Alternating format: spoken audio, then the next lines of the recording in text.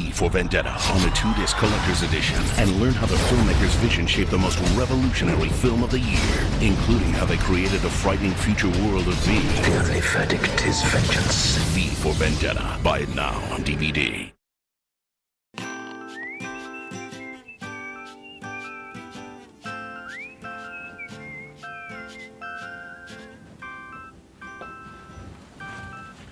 Ooh, Milky's gone. Yeah. Jesus, look at all this crap.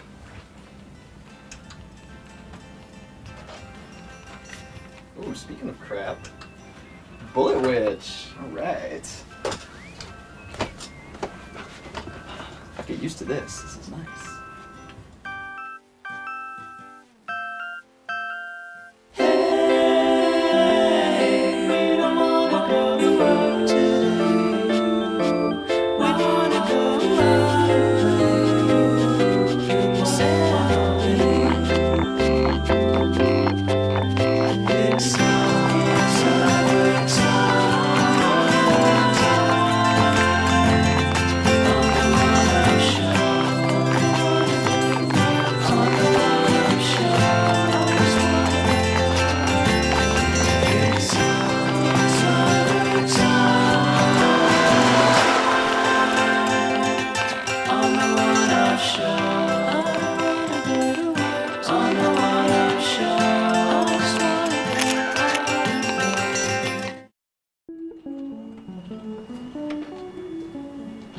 Hey Milky. Hey Sharky, what's up? Looking pretty white. I am, aren't I? I know. I've been inside playing Bulletwitch Why? for the past few days. I'm previewing the import version.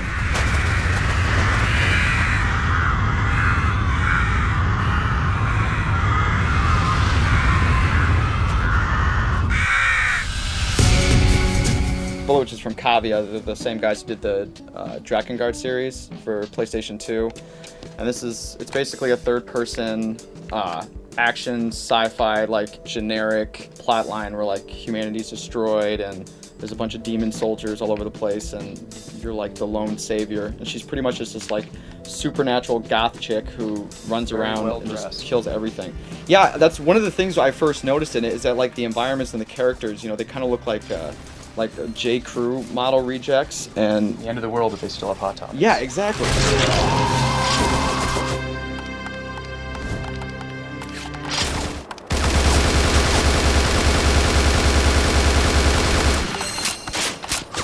It's kind of like controlling a 300-pound robot. Everything about it, I mean, it's really difficult, like trying to move and aim at the same time. It's, you know, the controls are really touchy. It always feels awkward. And the frame rate will start to stutter, and like you can jump and do like some acrobatic attacks, but whenever you do it, like the frame rate stutters and you just start, it feels like she weighs like 200 pounds, so it ends up just feeling really clumsy.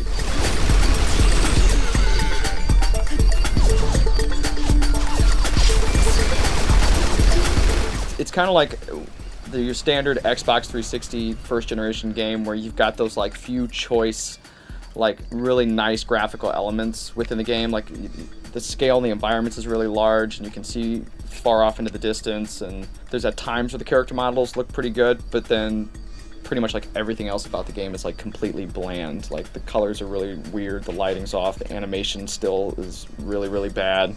Like that brain hovering there that's not really doing anything. Yeah, looking really good doing it. That was one of the weirdest things about it.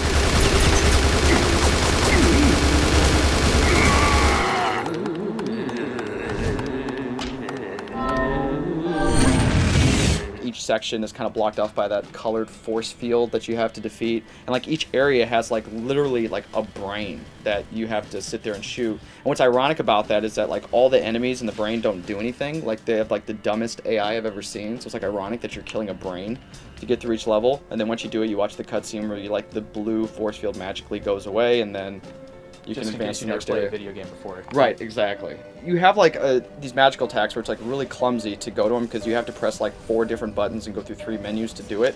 And like the 2 or 3 that I've seen so far, you never even use. The only one that's like helpful at all is like the lightning attack where you like basically do like a Final Fantasy summon and shoot this huge lightning bolt down on like a tank, but you can only use it against like inanimate objects. like to blow up a building or a tank. Like I tried to use it on a group of guys, and it just canceled itself. It totally didn't let me do it.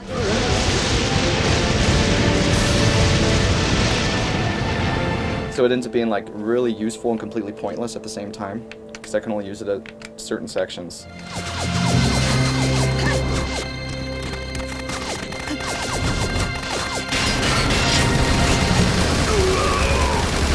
What's like promising about it is like there's a lot of elements about the game that can like the frame rate, or you know, some of the controls and the enemy AI that really, you know, they could fix before it came out in the US. So how's it selling? You know what, I'm not sure how well it's really selling in Japan. It's probably doing well simply because I don't think there's anything to play on Xbox 360 in Japan, except for, I'm sure they're sick of Dead or Alive 4 and they need something else. So, I mean, Kaguya is definitely a pretty popular developer in Japan, and given that Xbox 360 is just so popular out there, because I mean, they're selling like 1,000 systems a week, they're doing really, really well. It's nice to see Japanese developers like taking risks with the system and still releasing games for it, but unfortunately we're seeing stuff like this.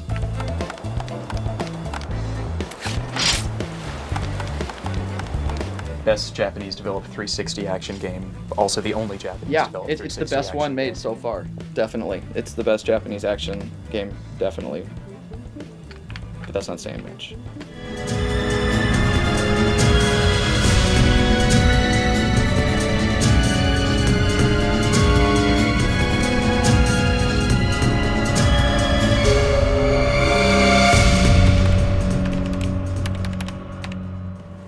I'll have fun with that.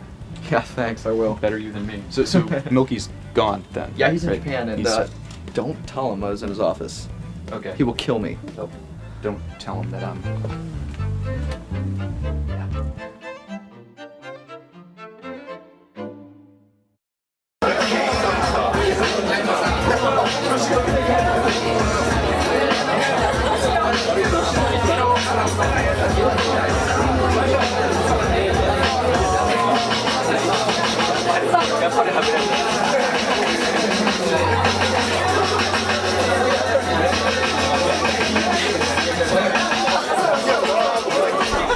キングオブゲームズとは何でしょうか。うわ難しい。いきなりまあどう言うたらいいんやろ。T シャツですね。もう任天堂日本初 T シャツです。はい。Okay, so how did that work? Nintendo is notoriously tight, would you say, about licensing and stuff. So it's really strict. Strict is a good word. So how did that relationship come to be? もともとはその、任天堂が京都じゃないですか。でまあ僕がアパレルショップで働いた時に、任天堂の社員さんが京都お客さんだったんですよね。まあその兼ね合いですごいつながりが近かったっていうのもあり、あとやっぱりそういうまあ地元発信っていうんですかね、京都発っていうところになんていうんですかね、まあ任天堂さんがなんか大事にしてもらったっていうか、はい、もともとアパレルなんでこう服飾なんですか接客ですよね。でその時にまあ任天堂の方が接客をしてて、たまたまこう上着を脱がれた時に T シャツがオフィシャル任天堂ロゴマークの T シャツだったんですね。でそこから、まあ、僕自身がそういう企画全然そういうキングオブゲームズが始まる前のなんていうんですかね、アパレルショップとしての企画としてその任天堂ロゴマークをやりたいがための最初は始まりやったんですよね、企画やったんですよ。でそれがなんていうんですかね、任天堂さんに僕が話を持っていったというか最初にその人と話した時にただ単に面白そうですねって言われたんですね。それがまあ、僕は自分が勝手にできると思い込んでもう企画書を勝手に送ったんですよ。それが始まりですね。はい。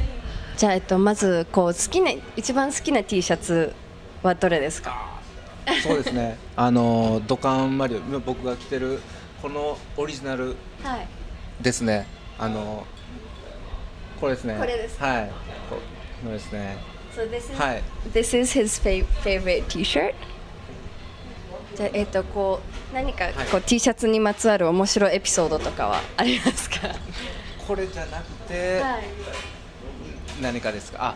ですね。例えばじゃあこの中で、はい、そうですね。例えばファミコン T シャツっていうのを出したんですけど、8ビットマシンでこれを出した時に任天堂そのファンの方になんでこう FF マークこれをつけた やつにするんだみたいな話があったんですよ、僕はこの FF マークの T シャツを作りたかったんですよ最初。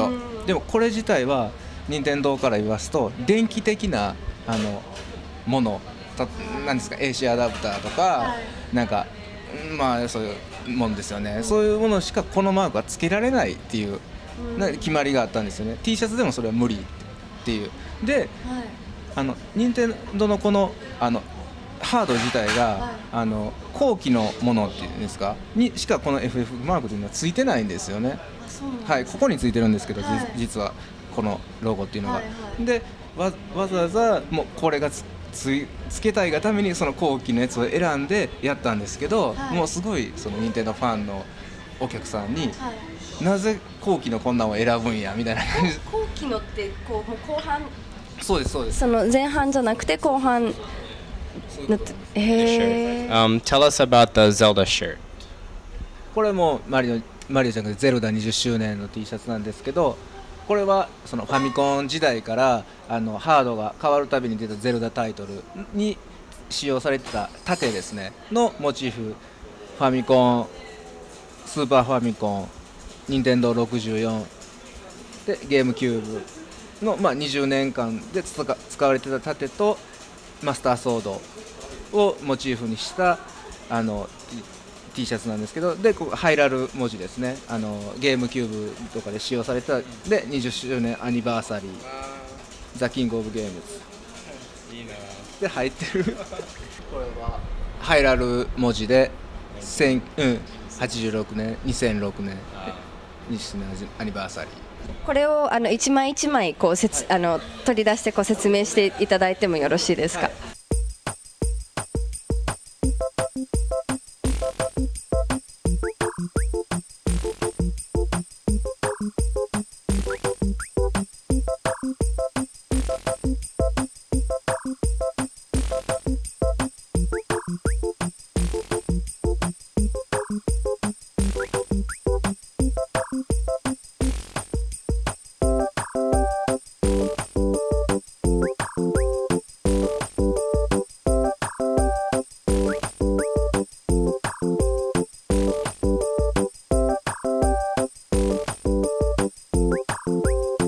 一番好きなゲームは何ですか。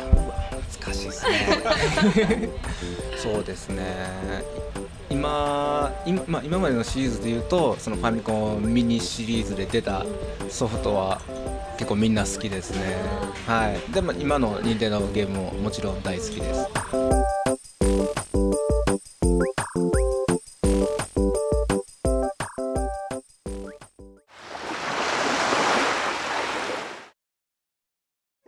Can't get enough of DL.TV? Then download our podcast. Just go to DL.TV and click on the audio link. Turning them loose. You'll be able to listen to Patrick, Robert, and the rest of the gang over and over and over again. Remember to keep the ear canal clean and don't share if you don't want to risk spreading disease. Want to know what's new in tech? Click over to whatsnewnow.com or join me, Jim Louderback, and Roger Chang, Patrick Norton, and other guests on our weekly podcast where we analyze the stories of the day, see what's going on, talk about them, and have a little bit of fun too. You can subscribe to it via iTunes, download it directly, or twice a week subscribe to my email newsletter, What's New Now, and get all those stories delivered to your email inbox. What's New Now, the best way to stay connected.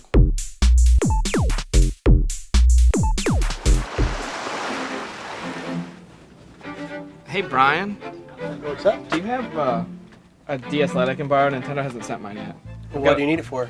I'm playing through Mario Hoops 3 Oh, on I've been 3. playing that. I've been playing that. The Japanese version. Yeah.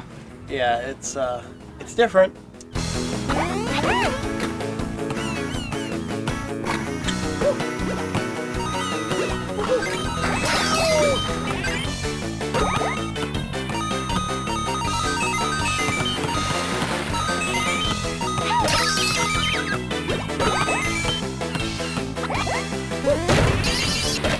Yeah, it's basketball with a stylus. Yeah, I mean, I haven't played it that much. I mean, I'll be honest, I haven't spent a ton of time with it. But right now, it's kind of awkward. It's like feels like it's kind of the touch stuff's been forced a little bit. I mean, in terms of like, you know, having to pass and move around and for me, it's as a lefty, it's kind of cumbersome because I'm not used to holding the stylus in my right hand. Yeah, well, yeah, you're being forced because it's all, I mean, it's like the passing is swiping, shooting is like down and up, and it's like the whole thing, there's like a charge system that's kind of weird, and it has like the Mario Kart power-up system where you're like, oh, a blue shell under here. Yeah, and like I can understand like it's kind of cool how like points are more, it's like collecting coins before you shoot and you get more points. Like it's a different spin on basketball, like which I like, and they're not taking it too seriously or like that, but in terms of just the actual mechanics of it, it just feels a little cumbersome. It just feels really like it's forced right now. I mean, it looks good. I mean, it's one of the better looking DS games visually, but I mean, you know, who knows? Maybe after spending more time and maybe some multiplayer it'll be fun, but right now I just don't get it. For me, it's like the idea of playing a basketball game with a stylus is sort of confusing to begin with. And like you were talking about, there's this cast of characters in it. And it ends up being like, remember MTV Rock and Jack Basketball, where it's like different spots. That's where Marky Mark came out and like dropped his shorts and started dancing and stuff like that. And like, well, and that's sort of to me how the game feels, and that like I'm never really sure why I'm getting so many points. I'm not feeling it, and I'm not really optimistic. I mean, it's hard to sort of get into a game like this because all the menus are in Japanese, and yeah, that's why I haven't been able to play multiplayer because I don't understand what's going on. Like I just don't know which one's which, and I'll hook it up. And it took me a long time to just get through the tutorial because I was like, it uses like these, like the shooting tutorial uses these arrows, and you're supposed to move the stylus in that way. But when I was doing what it was telling me to do, I wasn't doing it right. It felt like an ex-girlfriend. I like the idea of like pounding on stuff like when you want to hit for the coin power-ups.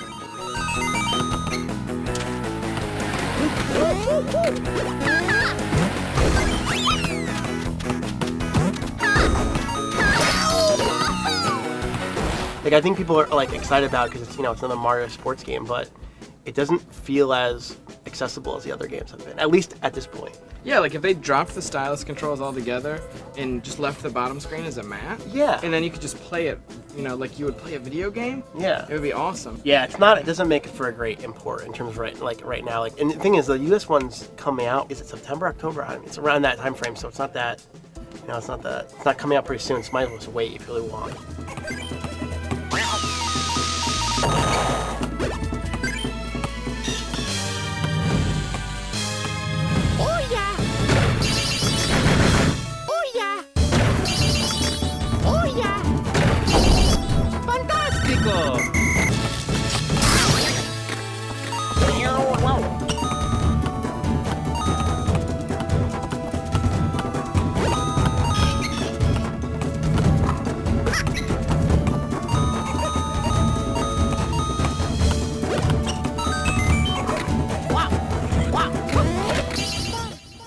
So no DS Lite? No DS Lite, man. Sorry. Go buy one. They probably have them in stock now. Okay, I don't have that kind of money. Yeah, you do. Come on, you can make big bucks. Have Uncle Zip buy it for you. I might have Uncle Zip buy it for you. That's a good idea.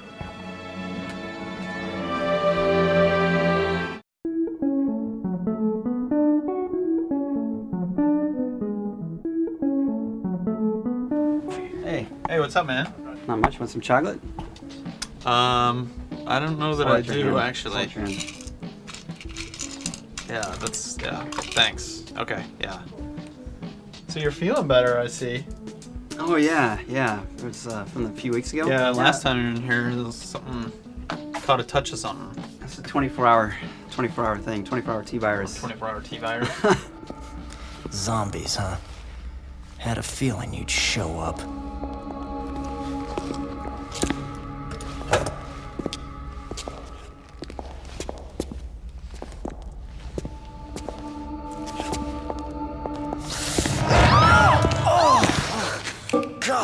You. Look, don't sneak up on me.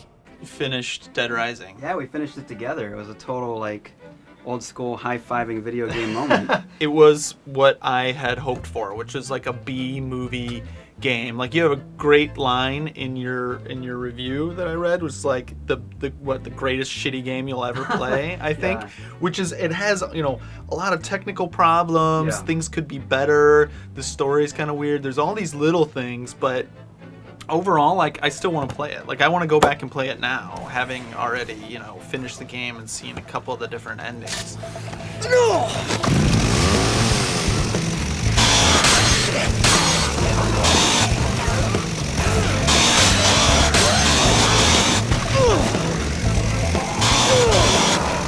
Yeah, I mean, the game's all about replaying. In fact, that's like a major part of it, is that you're gonna probably not make it through the whole game the first time you play. You go through these different cases that you have to be at certain times, in certain places to solve the mystery of why the recently deceased are walking the earth. But if you miss these points and you save after it, and you only get one save spot, then that's it. The entire story shuts down. It's not like they kind of made it sound before like, oh, you could miss an event, you could be somewhere else and not even see a whole part of the game and then come back into it. But it's not. It's pretty strictly structured. Yeah. And there's all those optional missions, but the main story, you have to be there, or if you miss one thing, that's it. Right. And you have to go back to your last save game.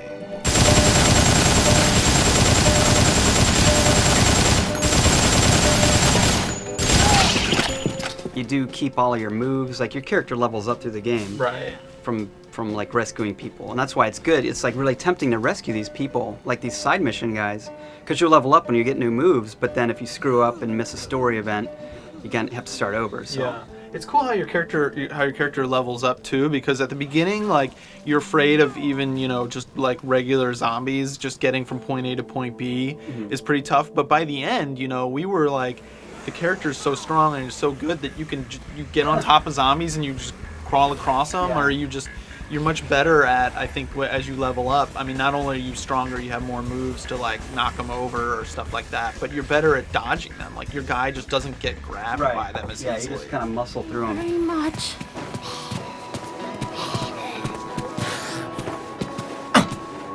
Like generally, escort missions people don't like because they're annoying, and in this game, a lot of them is escort missions, and you have to like. Some people you escort by taking them by the hand, and it's really awkward. It's really easy to lose them in a group of zombies, and then just stand there and watch them get eaten. Right. And so there's so many little things with the game, like the radio. To answer it, you put down your weapon.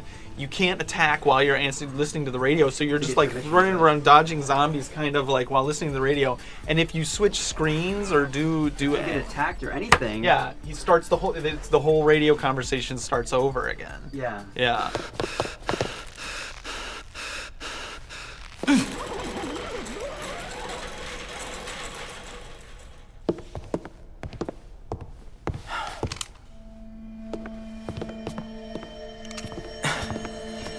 He got away.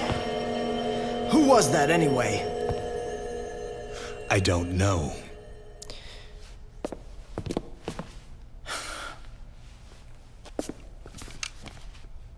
Well, thanks for your help. The name's Brad.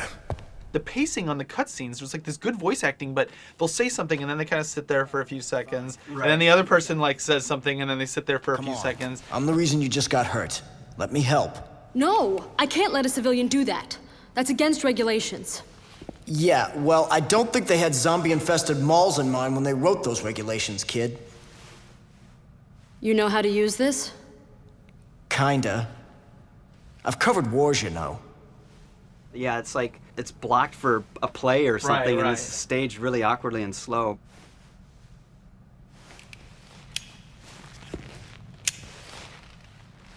Look, after I'm through helping you, you and I are gonna have a nice little chat. At the same time, though, it does kind of add to the you kind of don't take the game too seriously ever.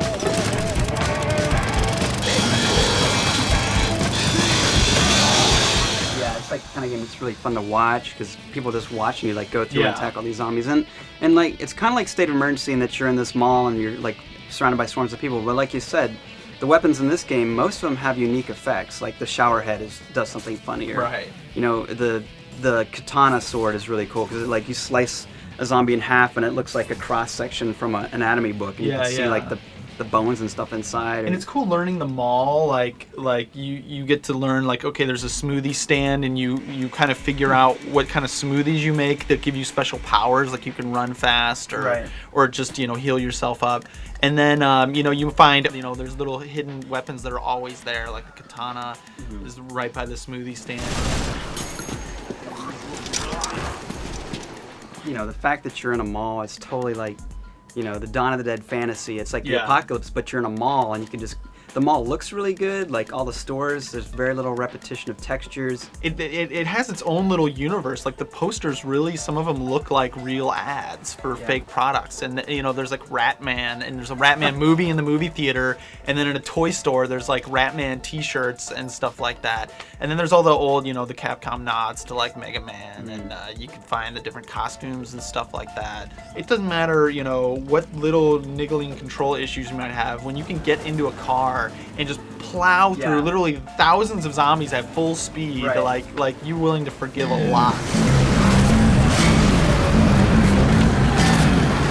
It's just like really fun and funny, and I don't want to spoil anything about the story, but it's also very pokes fun in a lot of American just the consumer culture. It's just when you discover like the overall plot of what is behind this whole zombie thing, like you will laugh. Like you will not be able to help from laugh. And I'm not entirely sure that's purely intentional or not. Like it's almost kind of a funny thing. It's almost too clever. It really ends up its own weird kind of experiment, but it's totally worth playing. As flawed as it is, I really, really enjoyed it. Yeah, me too. All right, cool. Well, maybe if you want to play any more, like let me know. We can rescue. There's a couple. There's that guy who's gonna light the kids on fire that I want to figure out. Like, if you can rescue him. Oh, and if you can shoot out the helicopter. I want to try that part too. There's a lot of things that we gotta try. Yeah, I can't wait to play it again. All right, cool. Don't erase over that save. All right, see you later. Later, man. Oh, hey, you forgot your shitting cow.